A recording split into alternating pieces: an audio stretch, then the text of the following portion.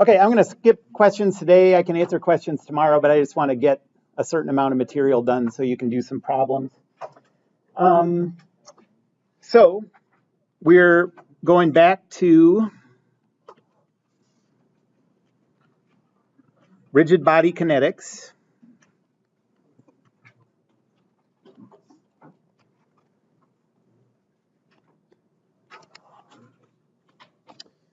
And our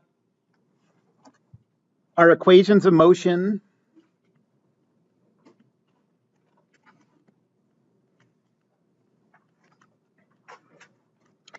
I think of these as Newton's laws, even though Newton himself didn't come up with the moment equation.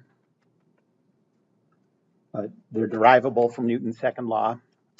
The first one says, well, the first one is Newton's second law, and it says that the net force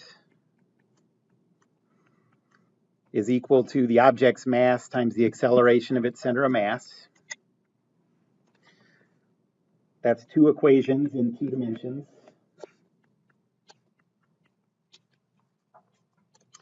And the second one is what I call rotational Newton's second law. That's the moment equation.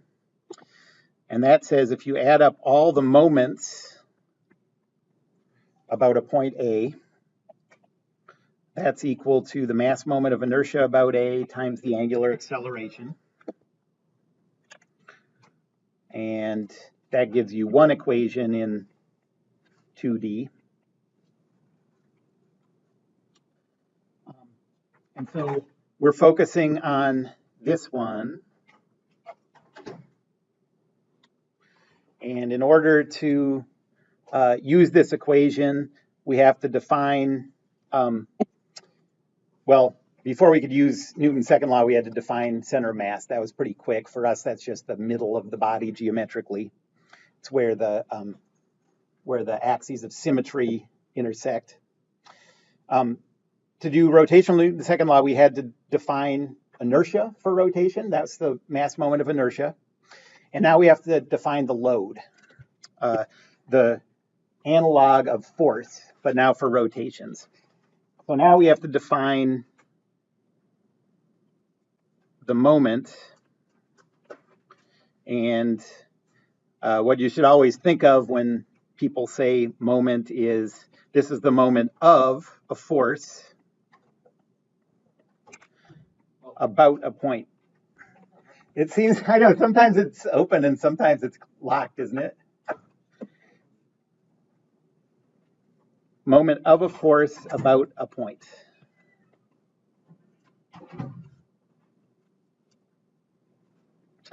And that about point is what I call A. I'm used to calling this a moment. I mentioned this before. Physicists also often call it a torque, and they represent it with the letter tau. So you'll see that sometimes. I don't call it a torque because in mechanical engineering usage, a torque is a specific combination of moments, but in physics, they don't have concern for such small-minded things as what engineers have to worry about. So they call it a torque. Okay, so the moment is,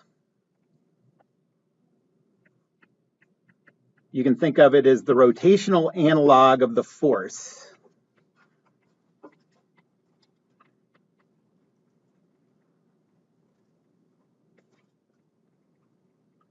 And it is the load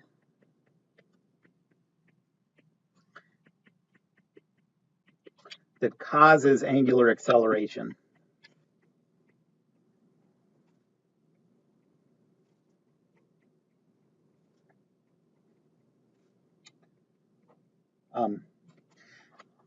And to define this, I need to define one mathematical preliminary, define one mathematical operation,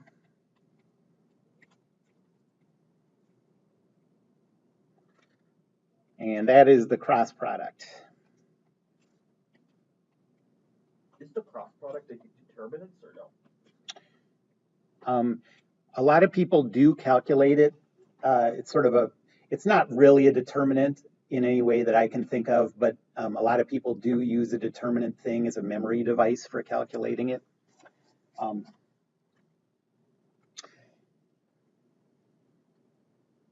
And a cross product.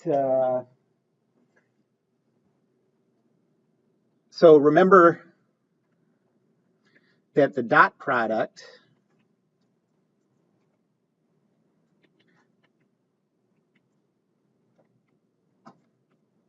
is sometimes called the scalar product.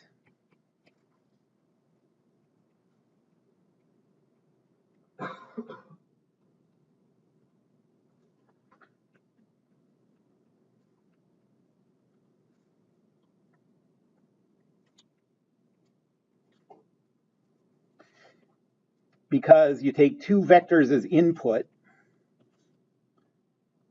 so it uses two vectors as input, but the output is a scalar.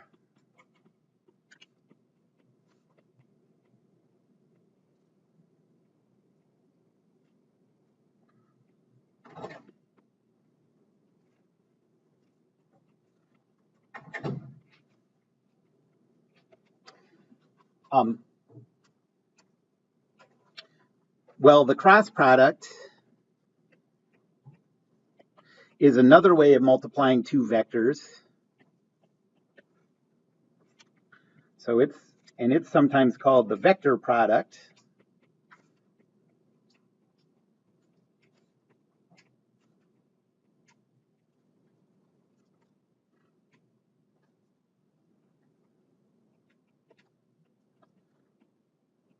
Because it also takes two vectors as input.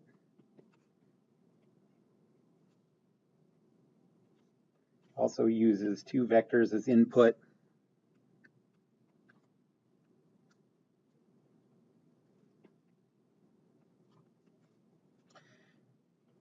But the output is a vector.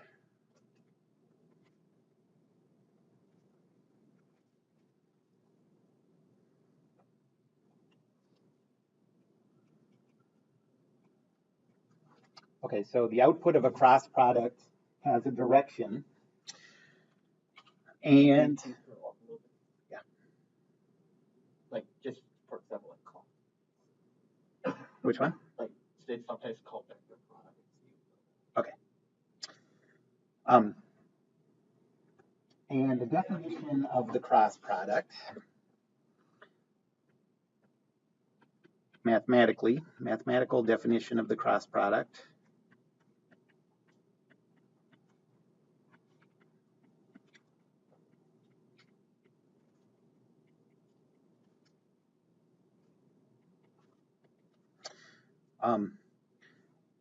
One is if you have the vectors written in component form, then the cross product of, let's say we have a vector A, B, C, and we're taking the cross product of that with a vector D, E, F.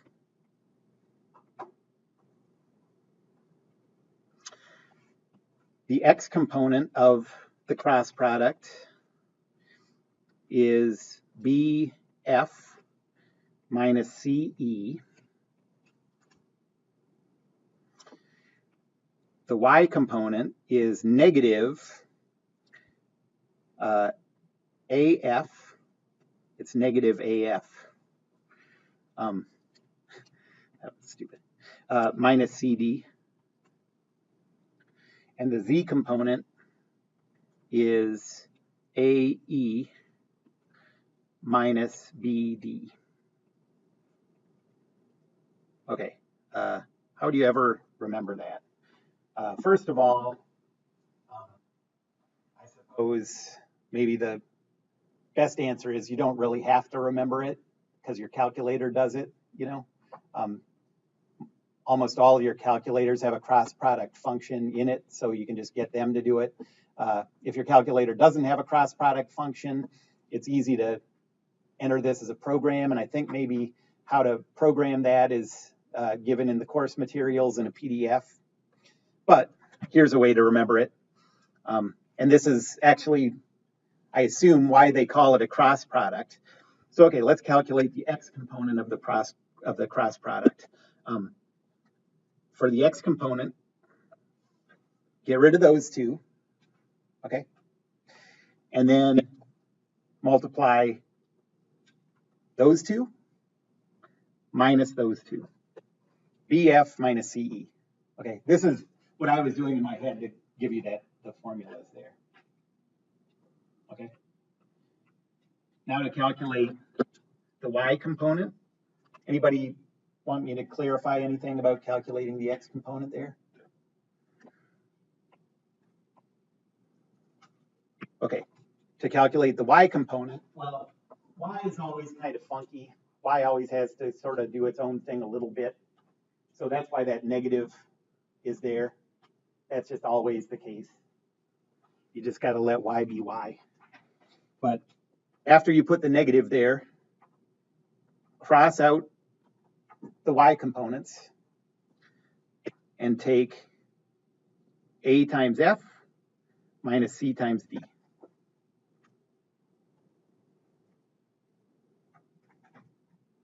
And then for the z component,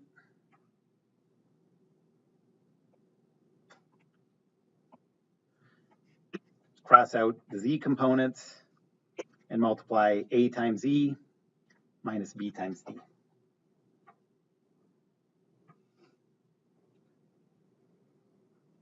Any questions about that? You don't even, if you don't want to remember it, that's fine. Just know how to do it in your calculator and you're good. And actually, since all the stuff we'll be doing is in the XY plane, the only thing that matters is that you know how to calculate the Z component. So in the plane,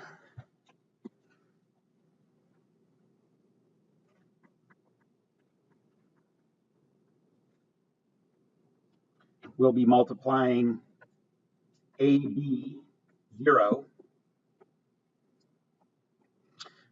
cross product with, I guess I'll keep these the same, DE 0.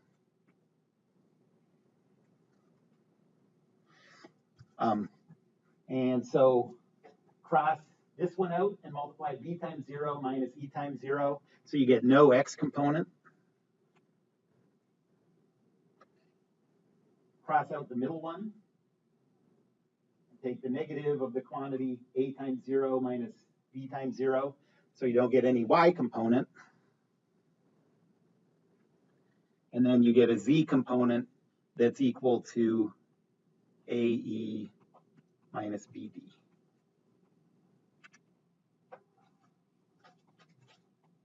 So Z is the only non-zero component.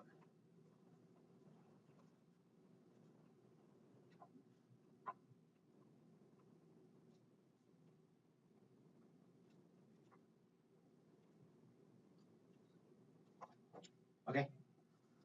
Yep. So, for all the XY problems, then our Z, another way to think about it is the Z would be the determinant of that 2 by 2 Yep. of AB or AD. That's right. Yep, that is right.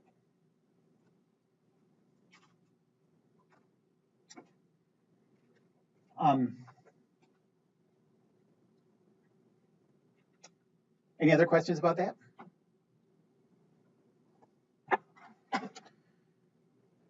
Okay, there's another way to calculate this. If you don't know it, if you don't know the components, you just know the angles between the vectors.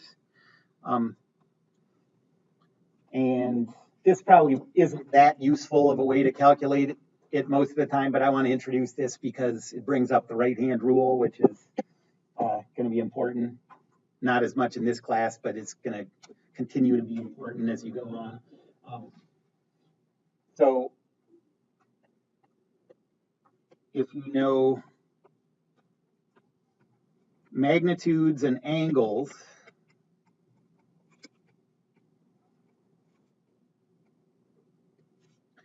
instead of vector components,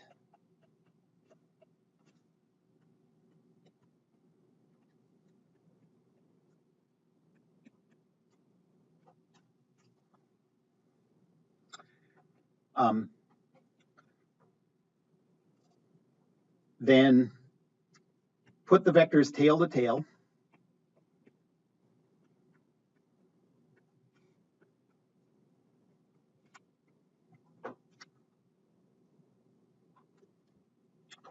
So let's say we're taking the cross product of a vector A and a vector B.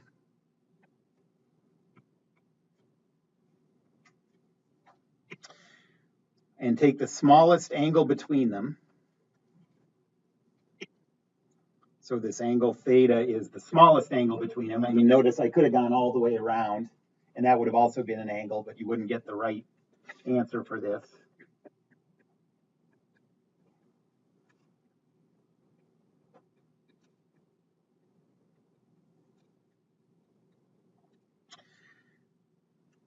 Then A cross B is equal to the magnitude of A times the magnitude of B times the sine of theta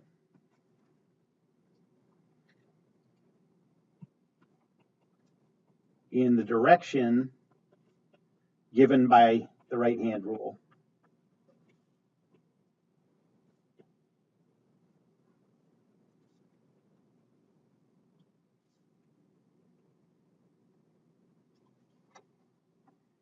Okay, so let me define the right-hand rule. So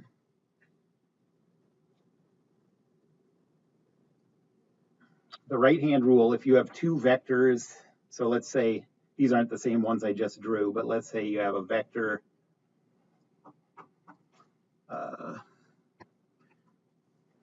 let's say you have a vector going this way called u and a vector this way called v. Okay.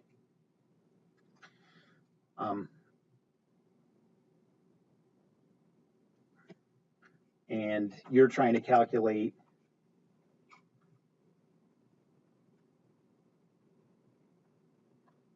u cross v.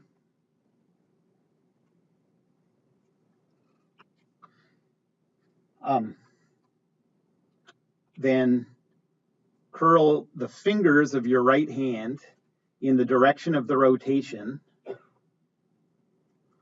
from u to v.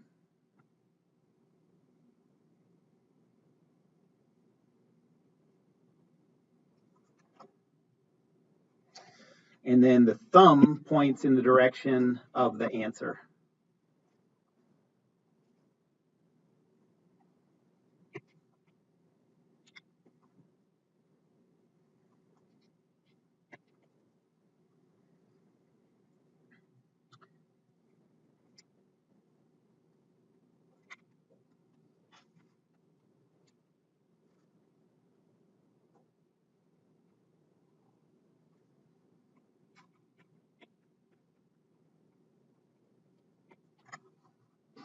Okay.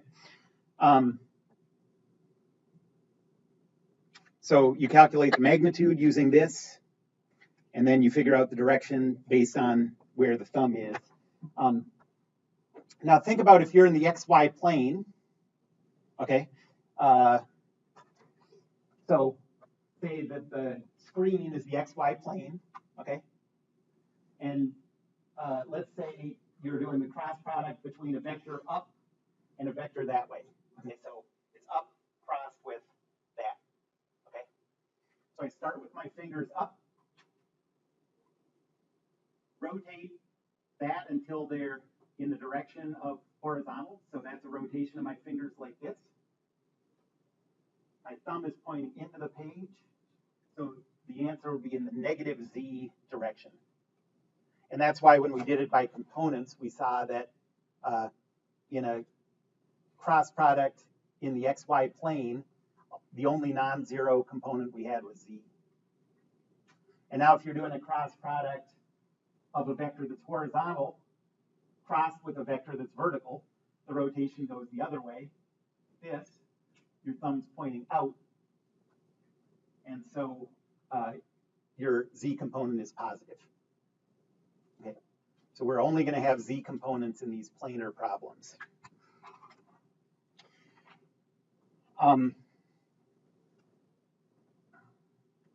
So here are some important things to remember about cross products. So notice.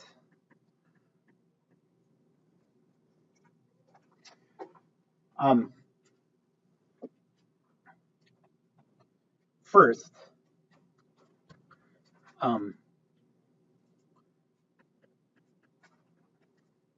the cross product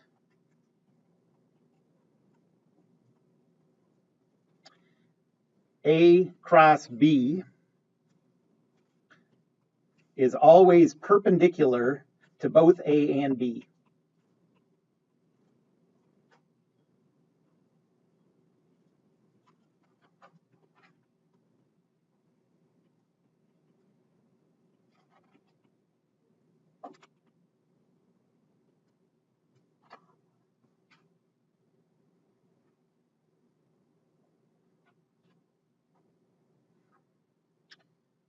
And again, that's why if we're working in the xy plane, then any two vectors in the xy plane, the only two vectors perpendicular to vectors in the xy plane are in the negative z and the positive z.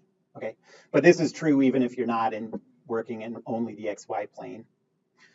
The second thing to keep in mind is that the order of operations matters with the cross product.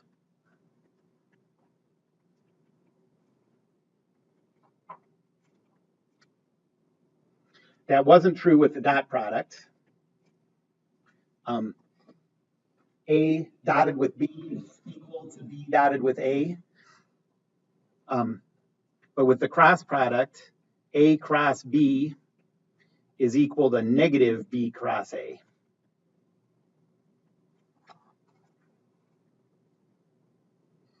And you could figure that out by just using this component formula, I guess the three-dimensional one. You'd see that it always comes out negative if you switch the order.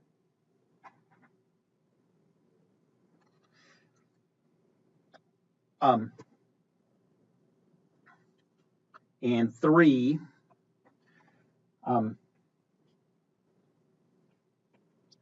if the vectors A and B are parallel,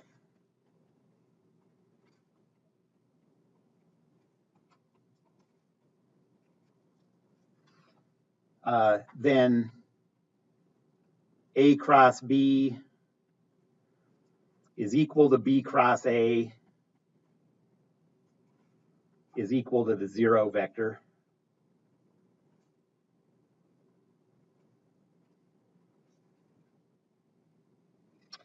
You can see that from this second mathematical definition, because if these two vectors are parallel, the sign between them is either 0 or 180, and so the sign is equal to 0.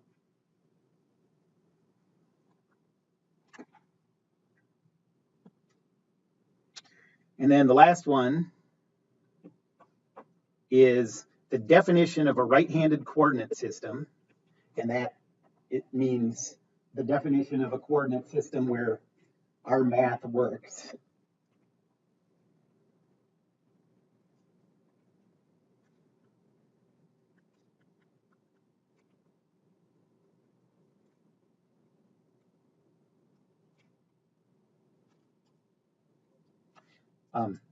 When you take linear algebra, if you ever get marked off because you get an answer where the signs are all switched, go up to your professor and say, I did this in a left-handed coordinate system. And you won't get any points back, but he'll probably think it's sort of funny. But the definition of a right-handed coordinate system is that the x-axis crossed with the y-axis is equal to the z-axis. What?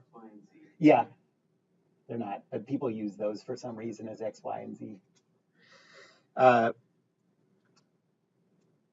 X-axis crossed with the z-axis, what would you think that would be? You think that would be j, the y-axis, But remember, y always has to be the weird one, so this is negative j.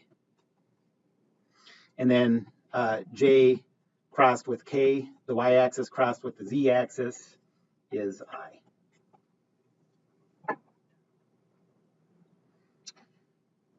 I. So if you set up a coordinate system where they don't have these relationships, then your math is going to be screwy.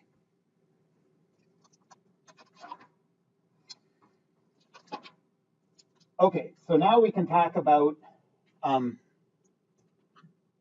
the moment of a force about a point.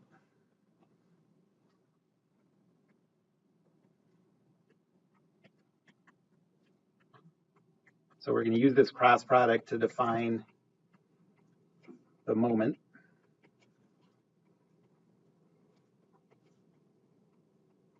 Of a force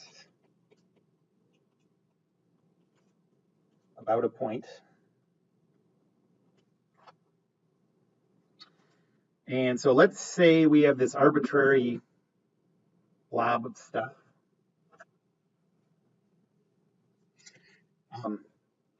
And this is the point P where a force is applied. So let's say that this is the force vector applied at P.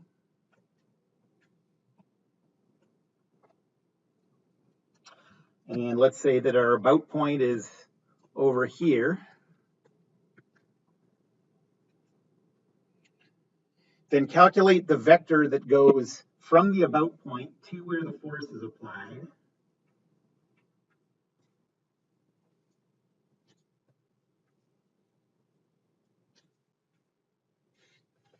I'm going to call this vector the rho vector, Greek letter rho.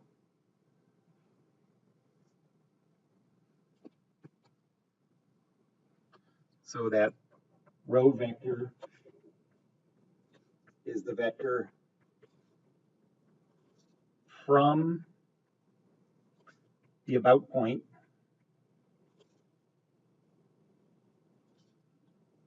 to the point where the force is applied.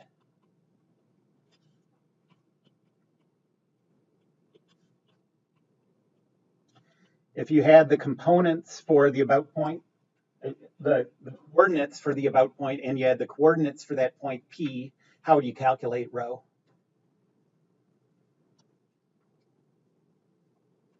Yeah, P minus A.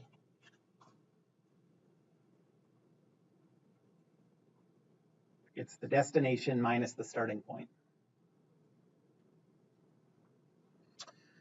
Okay, then the moment about A produced by that force F is equal to rho crossed with the force vector F.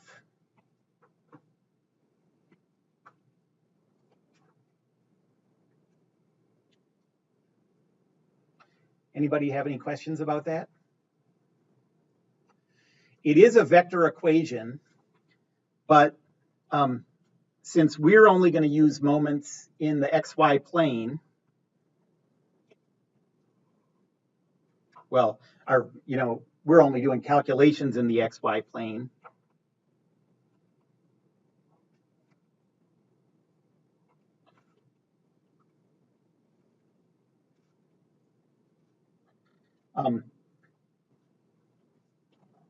That equation reduces. Can you think of how that equation must reduce if we're in the xy plane? Yep. Yeah, there's no x or y components on this stuff. And so what we're really calculating in the xy plane is just the z components of the moment. And so a lot of times people think of this as a scalar calculation.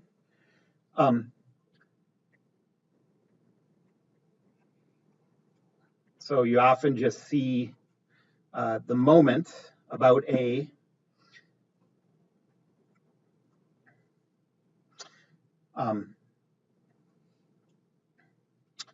and this is just the z component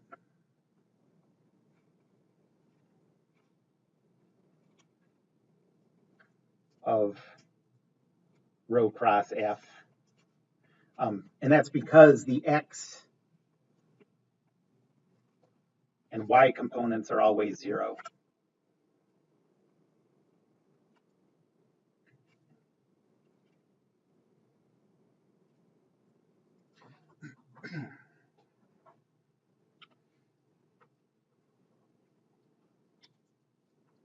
Okay, let's think physically about the meaning of moment. So here's sort of the intuitive meaning of a moment, of a force about a point.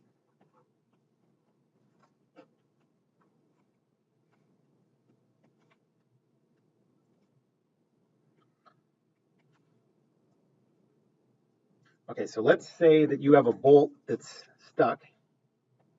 You're trying to get it loose with a wrench. For some reason, I drew a 8-sided bolt. I don't know, that's not very common, I don't think, but.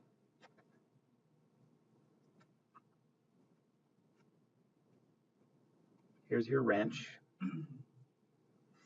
And say that you know you are capable of applying 500 newtons. So let's think about applying that force in some different locations. So let's say you apply a 500 Newton force there, or here, or here.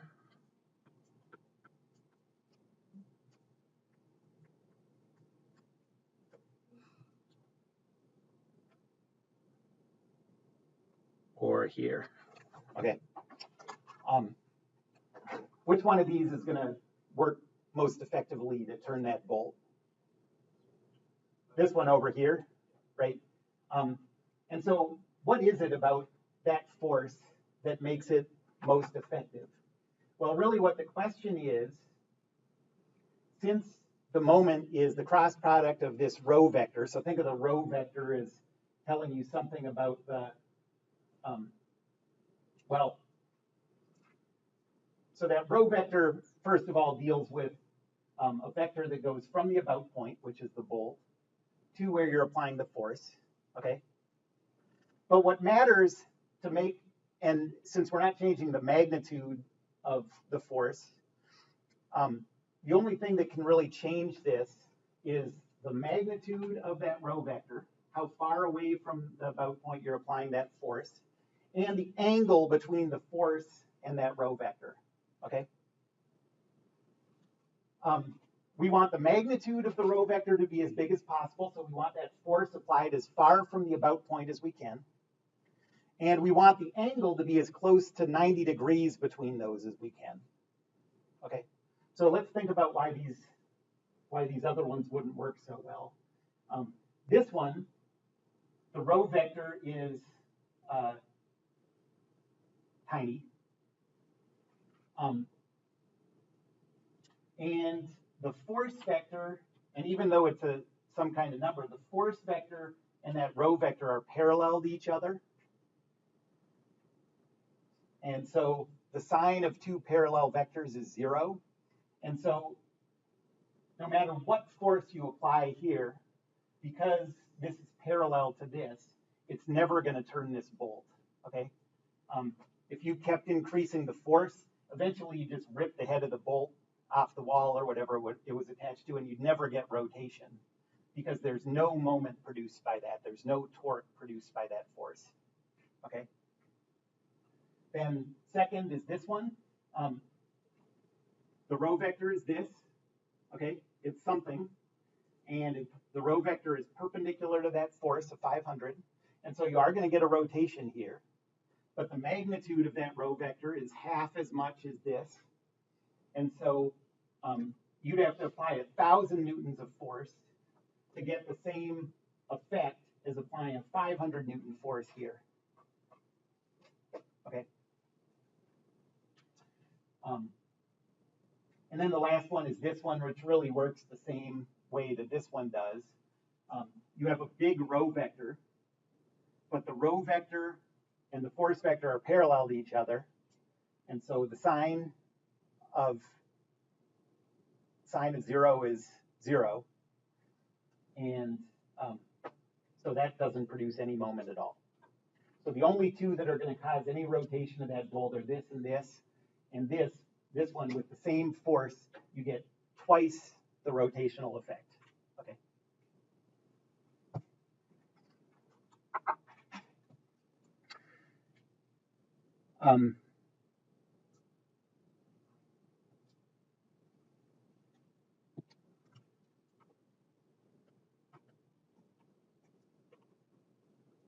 One thing to remember,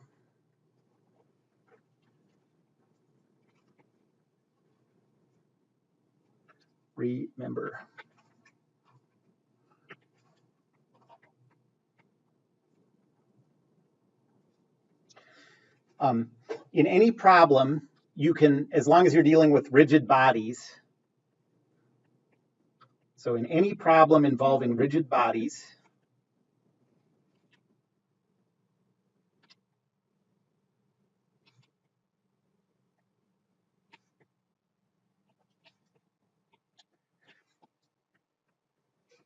you can move the force anywhere along its line of action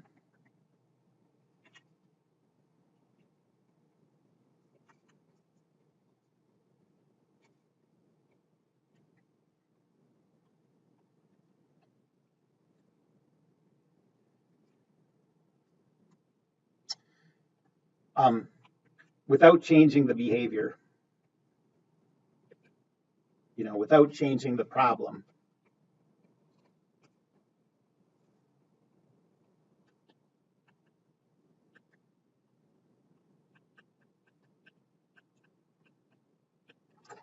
And if you move the force vector along its line of action,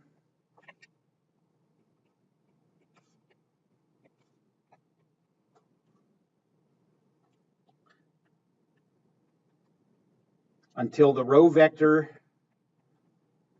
and the force vector are perpendicular,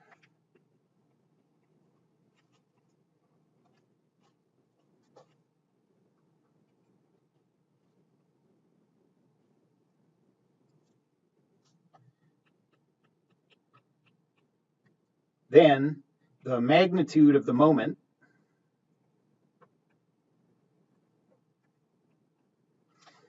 which is the magnitude of rho cross F, is just equal to the magnitude of the rho vector times the magnitude of the force vector, because that sine is 0. No, that sine is 1.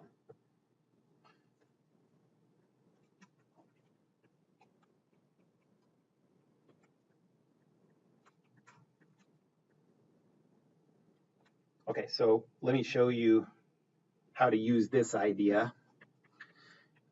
This isn't usually too useful in 3 dimensions, but in 2 dimensions, this can be useful. So let's say that you have a force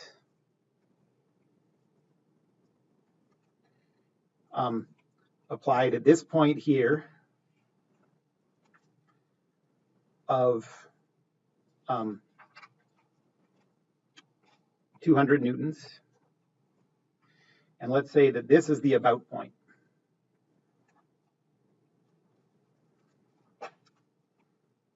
And we want to calculate the moment produced by that 200 Newton force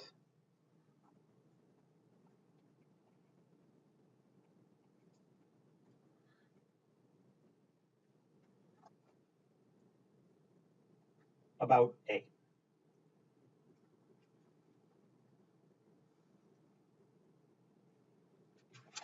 Well, by line of action, here's what I mean.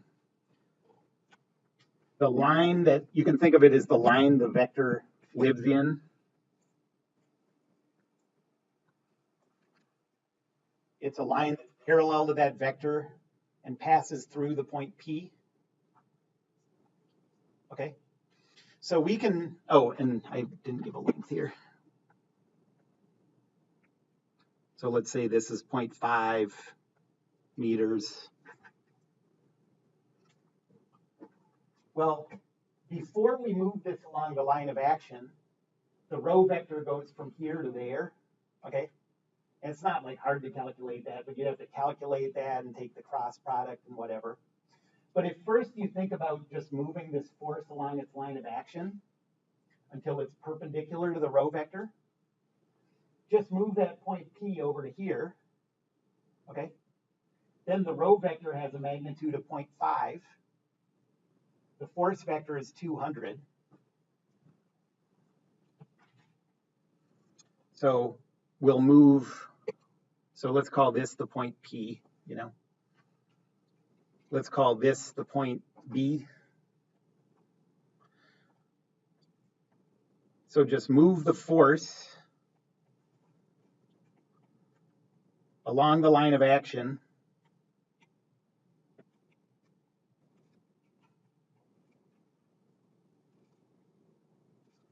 to the point B. So then we have a setup like this. There's the 200 Newton force. There's the about point. Here's our new row vector. It's easy to see the magnitude of that row vector is 0.5. So MA is equal to 0.5 times 200. And now we have to come up with the sign depending on which way this rotation would occur. So if you think of this as the hinge that it's rotating around, the about point, will that force make this box rotate clockwise or counterclockwise around that hinge? Counterclockwise. Counterclockwise is always positive. So this is positive.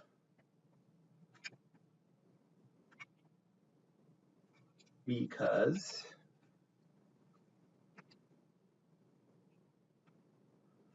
the rotation about A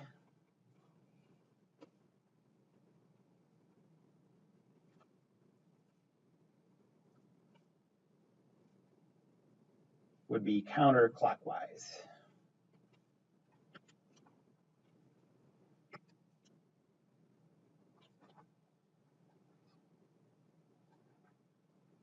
That's the row vector.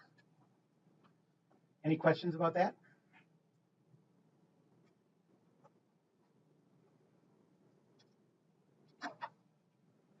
Do we need to do a sine of 90 degrees or no? Okay, so the reason that we move that force along the line of action to that point B is because Sine is equal to 1. yeah, exactly. Okay. So you move it until those two vectors are perpendicular. Then the sign is 1, and all you have to worry about is the magnitude. So it makes the calculation easy. Okay, and then you do have to do the plus minus sign on your own based on thinking about how that force would make this thing rotate. So you think about that about point as a hinge and think about that force. Would it make it rotate clockwise or counterclockwise? Okay. All right, so there's two ways to calculate moments. What's the unit for that? It's 100. Okay, so yes, think of how it's calculated. It's a force times a distance. And so this would be Newton meters. Okay, so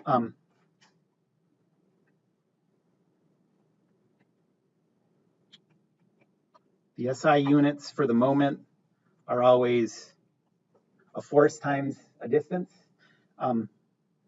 That's the same actually as energy, but we call this for moments. We don't use joules because we don't want to confuse moments with energy. They're two different things. You never add them or anything like that. So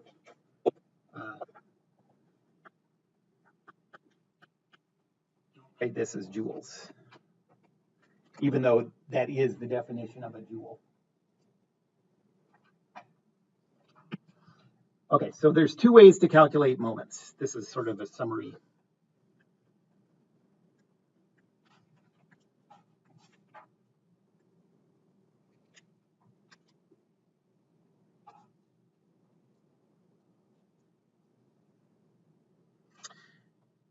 The first one is the moment is equal to the row vector crossed with the force vector. And the second way is to move the force along its line of action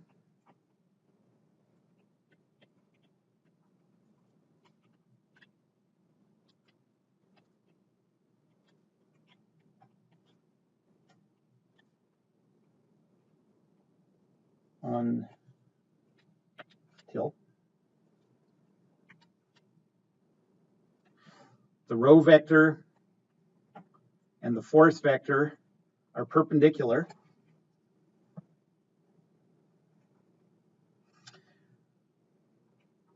Then the magnitude of the moment is the magnitude of the row vector, the distance you can think of between rho and p, between A and P, and the magnitude of the force vector.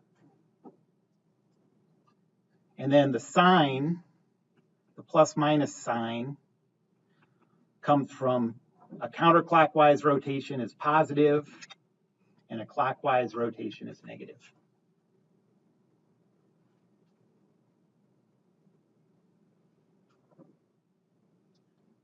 For my way of thinking about it, if all your forces are horizontal or vertical, it's probably easier to use this way. If your forces aren't all horizontal and vertical, it's probably easier to use that way.